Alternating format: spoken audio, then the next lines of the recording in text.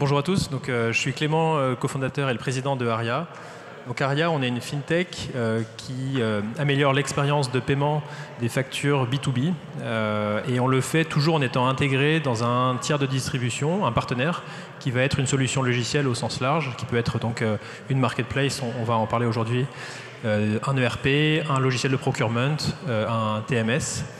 Et donc on fait vraiment partie de cette vague de tout ce qui est embedded finance, finance intégrée.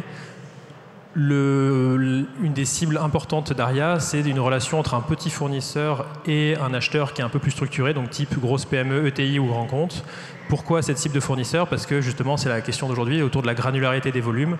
Cette cible de PME, freelance, TPE comme fournisseur est assez mal servie par les acteurs traditionnels parce que c'est de la granularité, c'est du volume, ce qui est complexe à gérer. Donc c'est l'enjeu de la discussion aujourd'hui avec Benoît qui nous a rejoint et donc pour un échange autour d'un cas client avec Malte. Bonjour à tous, moi je suis Benoît Charpentier, je suis le CFO de Malte. Malte, c'est la plateforme leader de freelancing en Europe. On est à peu près 700 personnes sur 15 bureaux, répartis sur 7 pays en Europe principalement. On connecte 850 000 freelanceurs avec 82 000 clients, essentiellement des grands comptes. Pour vous donner une idée, à peu près, on va faire 1 milliard de volume d'activité cette année. Et moi, je supervise donc les équipes finance et aussi légales et ops.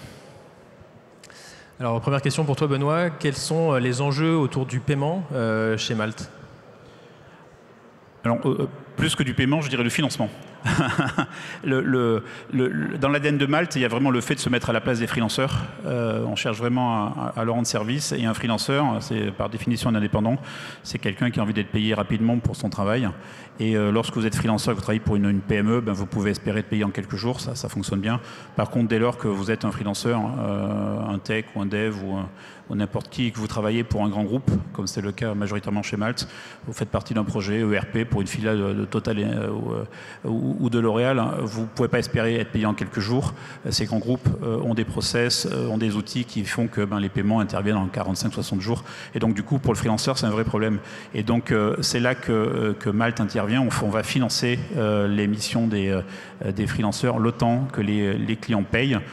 Concrètement, à la fin de chaque mois, le freelanceur valide sa feuille de temps, pour faire simple. Cette feuille de temps, elle est aussi validée par le client. Il y a une facture qui est émise et nous, on va financer cette facture pour pouvoir payer le freelanceur en maximum 10 jours. Et c'est là qu'Aria intervient, le temps que le client paye 45 ou 60 jours plus tard. Et comment Aria y répond plus concrètement? Aria, il y répond de plein de manières différentes. On avait un cahier des charges qui n'était pas évident. On est multi-pays, multi-currency, on a des enjeux de compliance avec les KYC freelancers, on a des schémas de facturation qui ne sont pas simples, on fait de la facturation pour compte de tiers, on fait de l'auto-facturation, donc c'est des schémas que les acteurs traditionnels aiment moins. On a des enjeux de plateforme, c'est-à-dire qu'on a un fort corpus technologique et donc on fonctionne avec des marges réduites, donc il faut aussi un acteur qui puisse s'intégrer techniquement, efficacement avec une équation économique optimisée. Et quand vous cumulez un peu toutes ces contraintes, il y avait peu d'acteurs traditionnels qui étaient capables de répondre à ces cahiers des charges et Aria a été capable de nous accompagner sur ce projet. Effectivement, peut-être pour revenir sur ce point, quand on est un acteur traditionnel comme une banque, financer une facture, il va y avoir plusieurs choses à faire, notamment de la compliance, donc aller faire le KYB de chaque freelancer de la plateforme de Malte, et quand on parle de centaines de milliers, c'est considérable. Il va falloir faire de l'analyse de risque, donc sur l'acheteur, donc pareil, des dizaines de milliers de clients à scorer, avec des besoins d'instantanéité. Il y a des besoins de détection de fraude, de risque de litige aussi, il y a le financement, il va y avoir l'assurance en cas d'impayé, s'il y a un risque de défaut, et puis il va y avoir des relances à mettre en place. Et donc finalement, toutes ces choses-là qui sont en fait assez complexes à mettre en place, si on a une granularité de dizaines de milliers d'opérations à faire, en fait pour une banque, l'équation économique est très complexe.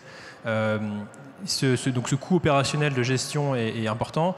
Deuxième point pour les banques, faire de la distribution directe finalement, c'est assez cher. Le coût d'acquisition d'une TPE ou d'un freelance, finalement, est assez élevé au regard des revenus qui vont être générés par finalement le financement d'une facture par une banque. Donc cette équation économique, finalement, elle est très complexe à gérer par les banques. C'est pour ça qu'il n'y a pas de solution. Et c'est pour ça que chez Aria, on pense que la seule façon vraiment d'y répondre, c'est finalement de proposer des API qui vont être intégrés chez nos partenaires. Ça a plusieurs vertus. D'une part, ça nous permet d'avoir un coût de distribution qui est maîtrisé. Tout simplement, quand Malte va onboarder 5000 nouveaux freelances ou va signer 2 nouveaux comptes du CAC 40, pour Aria, en fait, on est déjà intégré, donc le coût d'acquisition est déjà amorti. Et puis de l'autre côté, ça nous permet de collecter automatiquement toutes les pièces nécessaires pour pouvoir optimiser, rendre plus efficient tout ce traitement opérationnel qui est nécessaire. Et donc c'est ça la nouveauté, quoi. L'équation économique est vraiment résolue grâce à ces intégrations chez nos partenaires. C'est tout à fait ça. Nous, on parle de plusieurs dizaines de milliers de factures tous les mois, plusieurs milliers d'euros en moyenne. Et pour qu'une plateforme comme elle fonctionne, il faut qu'il y ait peu ou pas de friction. C'est-à-dire que si vous avez un demi% de friction sur les transactions, c'est gérable. Dès que vous montez 1%, vous explosez en vol, quoi. Donc il y a un vrai enjeu de robustesse, de fiabilité qu'on a pu trouver avec Aria. Très, très clair. Et puis la notion aussi d'instantanéité, je pense qu'un des enjeux chez Malte, c'est aussi de pouvoir, dès qu'il y a un nouveau client qui va arriver, se dire est-ce que ce client-là est solvable, est-ce qu'on va pouvoir le servir, quelles conditions de paiement on va lui proposer. Et donc ça, ce besoin d'instantanéité, de la même manière, c'est compliqué si on n'est pas intégré, si on n'a pas rendu assez efficient ces analyses, quoi. Oui, c'est un point hyper important. Nous, on traite sur de l'humain. D'un côté, on connecte des grands comptes. Donc ça, c'est des gens c'est des interlocuteurs qui ont des rythmes à la semaine, au mois. Par contre, de l'autre côté, on est sur des freelanceurs, c'est des indépendants. Et si on leur répond pas dans l'heure, ils ont l'impression qu'on les sert mal, quoi. Et donc c'est compliqué de faire rencontrer ces demandes. Nous, on est justement là pour y arriver. C'est pas toujours simple, hein. Mais ce sujet d'instantanéité, c'est hyper important. Alors c'est jamais évident parce qu'on a beau mettre tous les niveaux d'escalation, de warning, de flag, tout ce qu'on veut sur les customer care, c'est jamais évident. Mais on sait que dès qu'on a un problème qui touche Aria, voilà, on aura en face des équipes qui vont être réactives. Ça, c'est hyper important. Au-delà du process technique qui permet de financer des factures en vraiment quelques jours, on sait que voilà, dès qu'il y a un enjeu technique, dès qu'il y a un souci quelque part, on a besoin de cette instantanéité et on l'a. Et peut-être pour revenir au moment où il y a eu un peu l'appel d'offres ou la sélection, qu'est-ce qui a été important pour vous par rapport à des acteurs plus traditionnels ou d'autres alternatives qui existent sur le marché ? J'ai parcouru un peu les contraintes techniques, je ne vais pas revenir dessus. Il y a un sujet de culture, au-delà de l'ensemble des contraintes techniques qui font qu'on avait un cahier des charges qui n'était pas évident. Moi, j'étais pas là au moment où ça a été fait, mais bon, on m'a raconté, puis je vois bien un peu les différents sujets.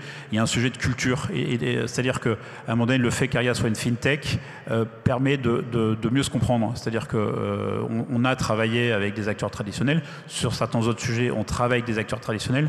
On n'est pas câblé tout à fait pareil, quoi. Les enjeux techniques sont hyper importants. Il faut que les équipes tech et produits puissent se parler. Moi, je sais que côté tech, c'est une centaine de personnes chez Malte, hein, donc c'est des grosses équipes. Voilà, ils sont sans concession, quoi. C'est-à-dire que dès qu'on ouvre une API, ils vont regarder, ils vont dire bah, ça c'est n'importe quoi, on veut pas bosser avec ces gens-là, quoi. Et donc c'est hyper important d'avoir en face, et c'est le cas avec Aria, des gens qui sont sur la même longueur d'onde et la même culture. Et je dirais que ça c'est primordial. Il y a aussi un sujet, je pense, d'expérience utilisateur. L'intérêt aussi d'avoir vraiment une expérience embarquée et embedded, c'est qu'on est vraiment en marque blanche. Par exemple, Aria n'a pas forcément d'interface vis-à-vis des utilisateurs. Et donc, pour un freelance qui utilise Malte, l'intérêt pour Malte, c'est vraiment de rester dans cette expérience labellisé Malte sans avoir à être redirigé vers un portail bancaire ou ce qui casserait un peu finalement l'expérience utilisateur, quoi. Donc ça, c'est aussi un point qui est important. Oui, tout à fait. Pour les freelanceurs, Aria, c'est complètement transparent. Les partenaires n'apparaissent pas. Ce qui est important aussi, c'est l'expérience utilisateur en tant que plateforme. Et je sais que voilà, on a à disposition des interfaces et des outils qui nous permettent de piloter le partenariat. Encore une fois, on est sur la grosse volumétrie, on est sur des gros montants, en tout cas à l'échelle d'une scale-up. Et c'est important d'avoir les bons outils et les bonnes intégrations, sinon on s'en sort pas, quoi. Et puis on est obligé de mettre du people et du staff en face, et puis là l'équation économique explose. Donc effectivement complètement transparent pour les clients et pour les freelancers, et par contre des vrais outils optimisés pour les équipes internes. Ça c'est top. Et peut-être si on regarde un peu les bénéfices à la fois pour les freelances, on les a déjà un peu évoqués.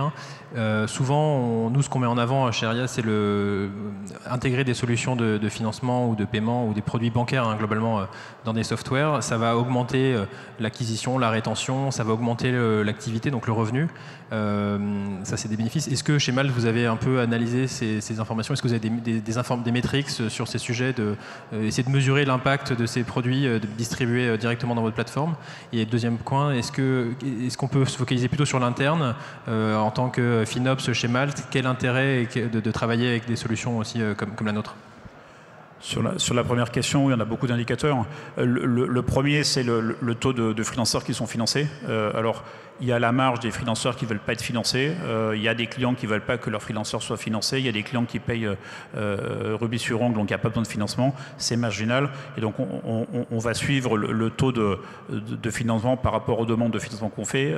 Ça, c'est le premier indicateur. Et je dirais le second, c'est les délais entre le moment où la facture a été mise et le moment où le freelanceur touche réellement ses fonds. La promesse est 10 jours. La réalité, c'est qu'en moyenne, on est plutôt à 5-6 jours. Après, voilà, il y a les délais assez incompressibles. Et pour répondre à ta seconde question, on a plein de projets d'amélioration chez Malte. Il y a déjà l'extension géographique. Donc, j'ai parlé des multi-pays, multi-currency. C'est important de savoir qu'on puisse s'appuyer sur un partenaire qui va pouvoir nous accompagner sur d'autres pays et d'autres currency. Une fois qu'on a dit ça, on peut aussi complexifier. Aujourd'hui, typiquement, moi, je ne sais pas gérer un client en euros et un freelancer en pound. Demain, c'est quelque chose qu'il faut qu'on puisse gérer. Donc, gérer ces histoires de taux de change. On est sur un marché très internationalisé où les clients on a des clients dans une 70 pays et des freelancers dans 45 pays. Donc, on a besoin de cette souplesse là. Et puis aussi, on a un souci permanent d'amélioration, typiquement lutte contre la fraude. On est une fintech, c'est ce que tu disais. Donc, on a des enjeux d'améliorer nos process de credit scoring, de lutte contre la fraude. Et voilà, et on sait qu'on a un interlocuteur qui nous accompagne sur ces sujets-là. Super. Peut-être qu'on y reste encore 2 minutes, donc peut-être qu'on laissera un peu de temps pour les questions. Peut-être juste pour conclure, en fait, finalement, en résumé, il y a ces sujets d'expérience utilisateur. Je pense qu'il y a vraiment un trend de plus en plus avec la facture électronique, l'invoicing et les PDP, un besoin aussi pour les acteurs bancaires de s'intégrer de plus en plus vis-à-vis de ces écosystèmes logiciels. Parce que, en tout cas, nous, notre vision, et je pense qu'on va y aller dans tous les cas, ça va être que la plupart des produits financiers, paiement, financement, assurance, etc., vont être de plus en plus distribués dans les interfaces qui sont utilisées au quotidien par les entreprises. Et évidemment, il y aura la première partie des entreprises qui vont basculer vers cette vision. Ça va être forcément les PME, les TPE et les freelances, parce que c'est là où il y a de la granularité, c'est là où il y en a le plus besoin. Quand on a un grand groupe, ça peut potentiellement arriver peut-être dans un temps 2, parce que finalement, il n'y a pas cette équation économique complexe que rencontrent les banques sur la long tail des petits fournisseurs et des petites opérations. Voilà. Non, tu as raison, la facturation électronique, c'est un gros sujet. Et puis l'e-reporting aussi. Et comme Malte sert d'intermédiaire et en plus finance pour le compte d'eux, finalement, ça fait beaucoup de contraintes qui doivent être adressées par ces sujets-là. Nous, on est soumis à DAC7, pareil, qui se transforme en système de déclaration pour les indépendants. Bientôt, ils vont prélever la TVA et bientôt, ils vont prélever les revenus sur les indépendants. Donc, il faut des systèmes d'information qui soient top-notch. Il faut qu'il n'y ait pas le moindre grain dans les process et dans les reporting. Donc c'est absolument critique que le partenaire financier s'intègre complètement et de manière absolument fluide sur tout ce processus-là, sinon ça ne tient pas, quoi. Il nous reste 1 minute, si jamais il y a 1 ou 2 questions.